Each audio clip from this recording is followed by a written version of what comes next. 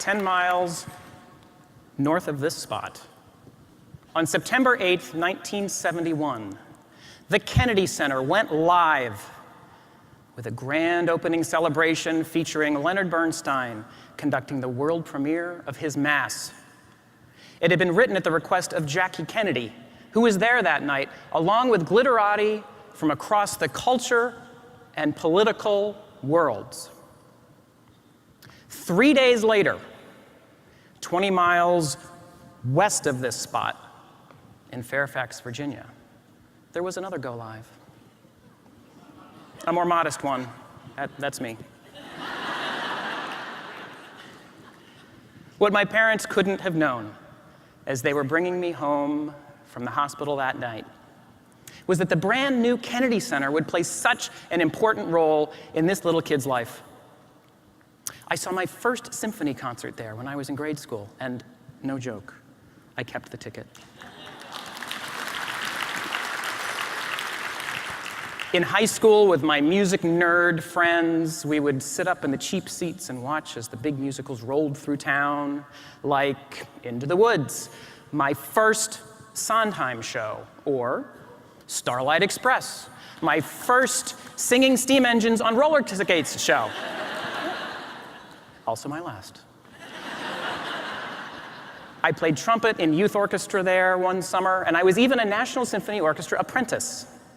And years later, after I'd moved out of the area and started my career, the Kennedy Center was still there, a founding member of the Tessitura Network 15 years ago and a great member of our organization ever since.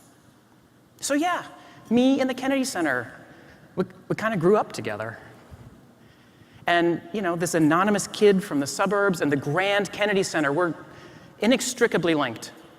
And even today, the miles of red carpet, the marble, the smell of the place is a visceral reminder of growing up there. And just like that split-level house in suburban Virginia, when I visit the Kennedy Center, it feels like home. And I have to believe that this is something that many of you feel as well. I have to believe that you probably have a home connection with a cultural organization too. And I imagine that out in the world, there are millions of people who feel it too, and are better off because they have a home connection with culture. So I thought I would drill in on that a little bit today. All of us here are in the business of connecting people with culture. Is there a more fundamental connection than home? Home as a place, home as people, home as a feeling. Now imagine this. You send out a one-question survey to everyone who has interacted with your organization in the past year, and you get 100% response. The single question is this: what do you feel about this organization? No feeling, a nice diversion, they do good work, I really believe in them, it feels like home. How many of your people would be in that home category? 1%, 5%, 25%? I believe that that home category is your organization's key to surviving and thriving. People in that home category will stick with you through programming changes, leadership shuffles, economic ups and downs. To me, the more we can move people to that home category and keep them there genuinely, the more success you're going to have in turbulent times. I think to succeed in today's world, cultural organizations need to achieve home with as many of their attendees, donors, students as possible. So, my one question today, as I stand here between my childhood home and my cultural one, is this: how do we achieve home for our people? Now, to answer this question, I look to you. I spend a big part of my year visiting cultural organizations, large and small. In fact, in the past year, I have visited 74 Tessitura organizations in 5 countries on 3 continents, and I have heard so many stories of home. And I've tried to distill these stories into just a few key ideas that I hope will help you achieve home at your organization. I begin in Liverpool. If I were to ask you what is the most iconic performing space in Liverpool, England, you might tell me the Cavern Club, where the Beatles got their start. But if I were to ask a Liverpudlian what the most iconic theater is in Liverpool, chances are they would tell me the Everyman. I first heard the extraordinary story of how they are achieving home at the Everyman from a Liverpudlian named Sarah Ogle. She is the Director of Communication and Sales. And just like me and the Kennedy Center, Sarah and the Everyman have grown up inextricably linked. From her earliest days, she has seen the Everyman as her cultural home.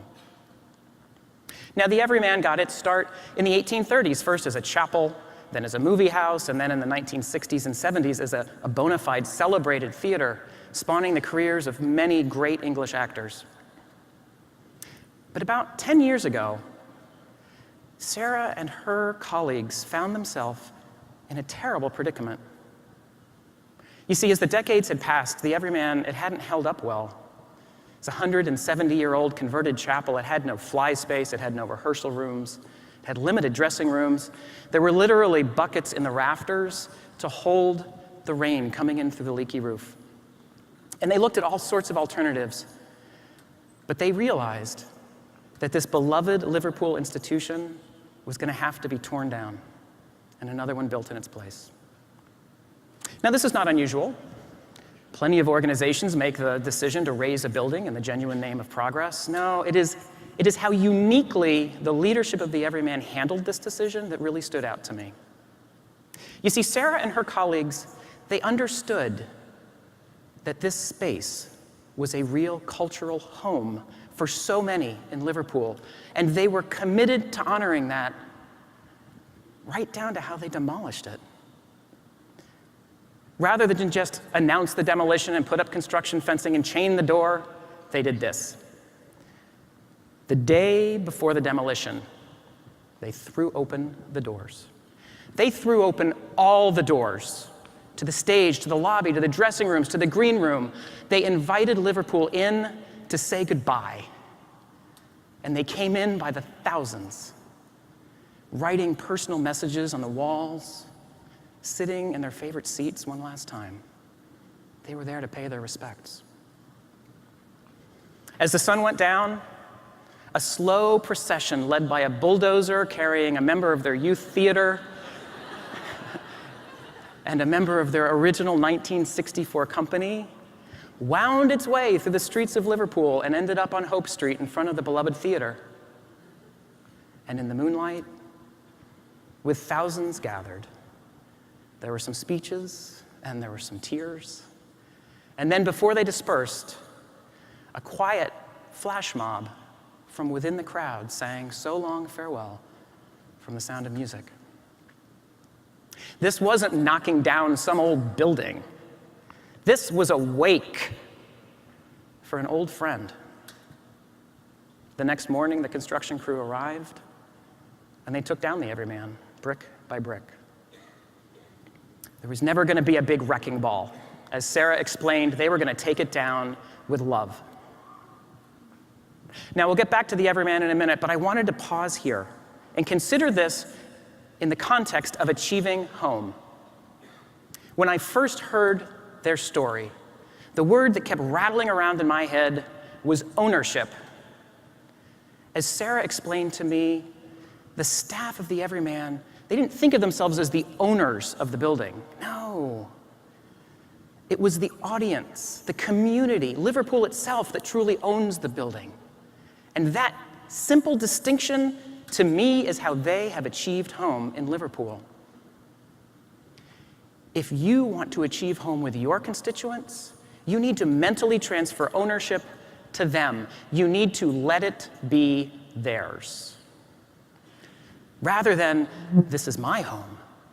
If you say, "This is your home," or "This is our home," and really mean it, just like the Everyman, in word or in deed, throw open all the doors. If you let it be theirs, they will take care of it for you, in good times and in bad. So home can be a place. And just as much, home is about people, family. And with the idea of home as people in mind, we're going to move now to another Tessitura organization and to some of the nicest people on the planet, by which I mean, of course, Canadians.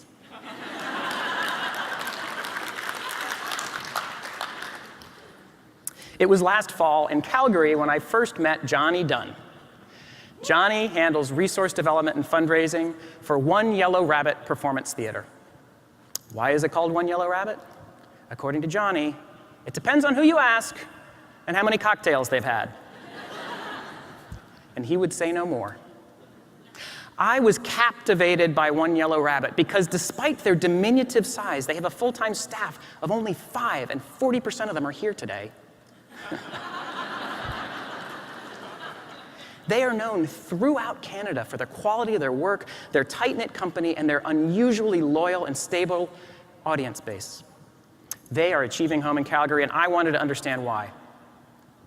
Now, One Yellow Rabbit started out in the early 80s when a small group of young, punk-inflected Calgarians wanted to bring what they called an edgy, sexy, cheeky fun to town.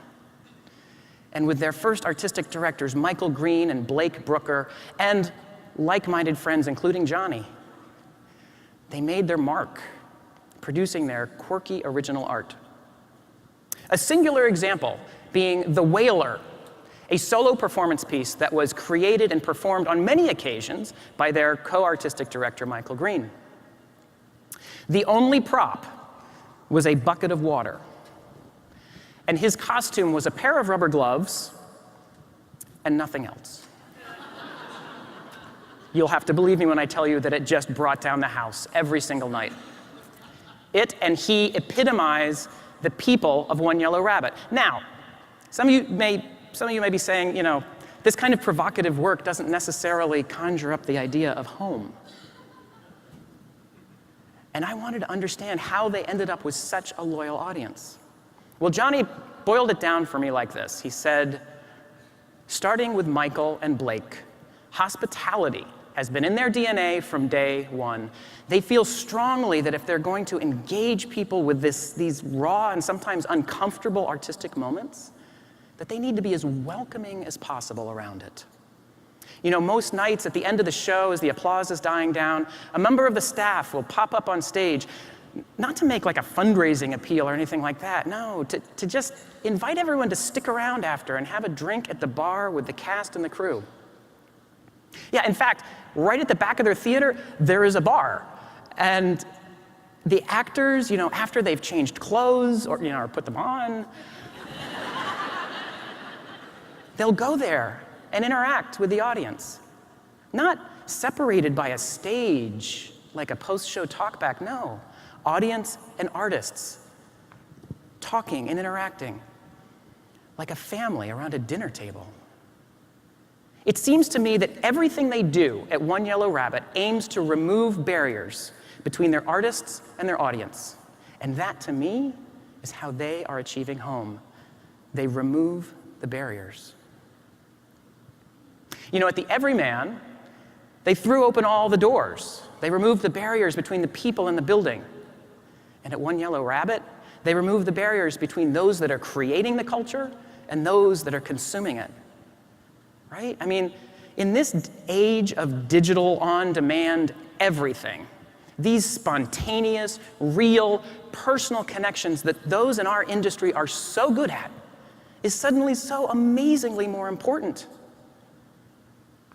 What barriers do you have up? What barriers can you bring down? To achieve home, consider how you can remove the barriers between your product and your people. Now, home can be a place like the Everyman, and home can be people like One Yellow Rabbit's family, and sometimes home is a feeling. We pivot now to 1,000 feet below the Pacific Ocean. It is the waning days of the Cold War, and 19-year-old enlisted man Gary Washburn is on his first deployment aboard the USS Russell, a Sturgeon-class fast-attack nuclear submarine. There are about 103 other men on board, all of them aged 19 to 23, give or take, and they're going to be out at sea for the next 6 months. It is, in every sense of the word, a bunch of dudes. As far away from home as you can imagine. Now, after an 18-hour shift, before hitting the bunks, the off-duty crew would congregate in the crew's mess and watch a movie on the VCR. And what movie was more popular than any other? Rambo? Die Hard? No.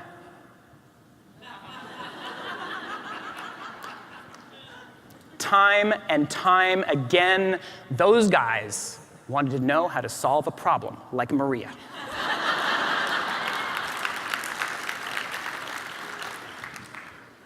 They would even take parts and sing along. And now I talked to Gary and I asked him about that time and why Sound of Music was so popular. And he said, you know, out at sea for all those months, these guys, even the dudest of dudes, yearned for the sights and sounds and memories that remind you of family and friends and home. Something that Rodgers and Hammerstein is uniquely able to provide. Now, 30 years passed. Gary retired, a decorated lieutenant commander, and along the way became a family man, settling in a Navy town across the Puget Sound from Seattle.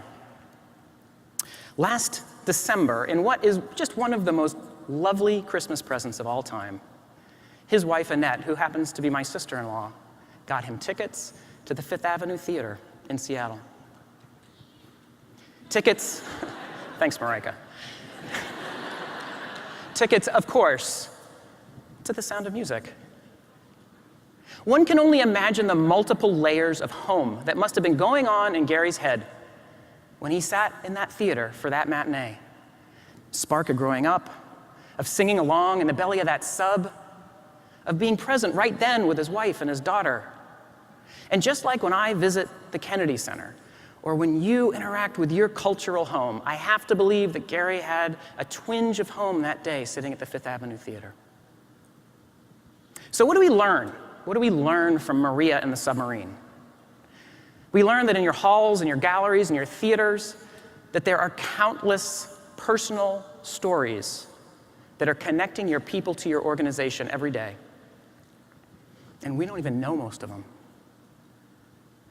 But imagine if you could hear those stories. Imagine all the individual story threads that would weave them into the fabric of your organization, threads that would strengthen the bond between your people, your organization, and your culture. The guy sitting in H-112 with his family who is connecting with your organization because of something that happened on a submarine 30 years ago. And collecting and collating all of that information, man, that would be great. But actually, the first and the most important step is the simple act of asking for and listening to the stories of your people. In fact, actively asking for and listening to the stories of their audiences is something that I see again and again at cultural organizations that I think achieve home for their organizations. Learn their stories. Or as Georgia Rivers, executive producer at Opera Australia, says much more succinctly, if you haven't spent time drinking with your customers, I recommend it. Learn their stories. You know, the Everyman, they understood this. In the days before the demolition, they hung hundreds of blank luggage tags from the ceiling and invited their visitors to write their Everyman stories. The couple who had their first date here 50 years ago, the guy who got his first job there. At the Everyman, they realized that they could help achieving home by learning the stories of their community. And One Yellow Rabbit, well, they understand stories. You'll remember Michael Green, the co-founding director, you know, him with the pail of water and the rubber gloves and the big heart and the hospitality in his DNA. In February of 2015, Michael was killed in a car accident, along with 3 other Canadian artists, on a snowy road in Saskatchewan. reeling and coming to terms with that tragedy as well as the sudden death of another founding company member, the One Yellow Rabbit family turned to stories in part, to remember, to grieve, and to start to heal. You've heard of artists in residence? At One Yellow Rabbit, they created and commissioned a program called Listeners in Residence. Listeners in Residence, where they would interview audience members about Michael and his work and compile it into a podcast. Listeners in Residence. Imagine a program so audience-centric that it puts the listeners on a par with the speakers. Learn their stories. Now, with an artistic presence as strong as Michael Green's, there was some talk after his death about the survival of the company. And yet, in the days following that tragedy, Calgary rose up and enveloped that company in support. The Calgary Foundation came to their executive leadership and asked simply, how can we help? And they facilitated a multi-day retreat to help them plan a way forward. Because of that deep personal connection that they have made with their audience and their community, by achieving home, One Yellow Rabbit will survive. And survive they have, with no programs, with new audiences. And just this summer, the biggest registration they've ever had for the renowned education programs that Michael helped start. 32 months after the original Everyman came down, a new one rose in its place, featuring 25,000 bricks from the original building. And once again, there was a grand parade through town. And once again, they threw open all the doors, welcoming more than 4,500 people on opening day, coming in to say hello. Now, things have been great since the reopening, but in what is perhaps the best indication that they have achieved home is this. In a recent national study, the Everyman was found to have an audience that more closely represents the demographic of their community than any other theater in England. Yeah.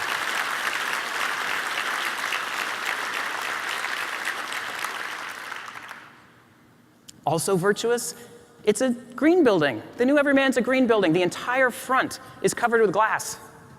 And in the afternoons, that can actually get quite warm with the sun coming in. And the architects realized that they were going to have to put sunshades across the whole front of the building so that they could cool it efficiently. And in a final brilliant nod to achieving home, every single one of those 105 sunshades features a portrait of a real-life Liverpudlian. I mean, they took the building itself and they let it be theirs. They removed the barriers entirely by putting their audience on the building. And every single one of those 105 Liverpudlians now has a story thread weaving into the fabric of the Everyman. And in a fitting conclusion to the story of our friend Sarah Ogle, who grew up there, her portrait is now a permanent part of the building that she considers her cultural home. Data-driven decision-making, revenue management, annual fund appeals, hitting budget, it is all so important. That is the brain part of this business. But home, connecting with a place, with people, with a feeling, that is all heart. To survive, the brain knows that the numbers need to work. To thrive, the heart knows that you need to achieve home. The brain part, that's for right now. But home is the long game. It doesn't happen overnight. No. It takes years, decades even. Oh, but it's worth it. In every strategy, in every case statement, in every decision, think about how you can achieve home. When you interact with a donor or with an attendee or with a student, think about how you can achieve home. Let it be theirs, like the Everyman. Remove the barriers between the culture and the people, like they do at One Yellow Rabbit. Learn their stories and weave them into your own. Give them a cultural home. Why? I will remind you, as you have heard me say before, we will be remembered not for our victory or our defeats in battle or in politics, but for our contribution to the human spirit. The words of JFK. We must strive to achieve home with our people so that we may more deeply contribute to the human spirit of our time. And why do you suppose these famous words are constantly coming back to me? Well, maybe it's because I looked up at them 100 times as a kid, etched into the side of the Kennedy Center, my cultural home.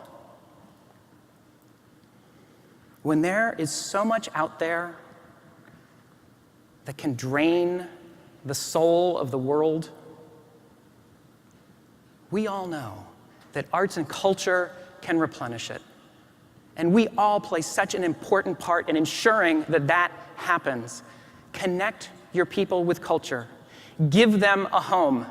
They will be so much better for it, and so will you. Safe travels home, everyone. Thank you.